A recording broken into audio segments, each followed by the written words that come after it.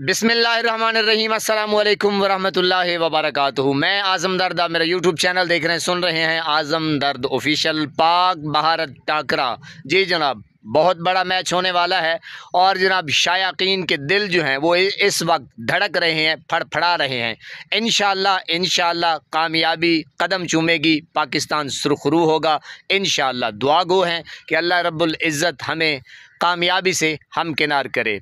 लेकिन जहाँ पे बड़े बड़े जो सीनियर लोग हैं वो तज्ज़िया कर रहे हैं और अपने एनालिसिस दे रहे हैं, वहीं पे हम भी गुफ्तगू करना चाहते हैं। तो जनाब इस वक्त जो पलड़ा है, अगर खेल को देखते हैं, दुआओं को जब हम दुआ करते हैं तो पाकिस्तान के लिए करते हैं कि इंशाअल्लाह लड़के जो हैं वो अच्छा खेलेंगे, अच्छा परफॉर्म करेंगे और पाकिस्तान बिल्कुल अल्लाह के हुक्म से जीत कर आएगा इंशाअल्लाह।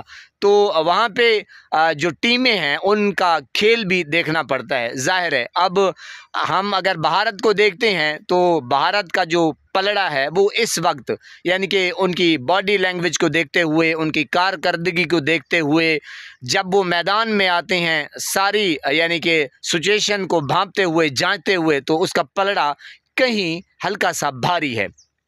जब दूसरी तरफ हम अपनी पाकिस्तानी टीम को देखते हैं तो माशाल्लाह ये भी ठीक हैं, अच्छा खेल रहे हैं, अपने मियार के मुताबिक ठीक खेल रहे हैं, लेकिन फिर भी थोड़ी सी कहीं ना कहीं फील्डिंग में, बॉलिंग में, बैटिंग में और मिडल ऑर्डर में तो ये थोड़ी सी कमज़ोरी है। इनको सेट करना होगा और दुआ गो हैं कि अल्लाह इंशाअल्लाह इनको कामयाबी, कामरानी अता फ़रमाए। और मैंने कहा कौम जो है वो इंतज़ार कर रही है कि शाहीन जो हैं वो मैदान मारेंगे इंशाअल्लाह।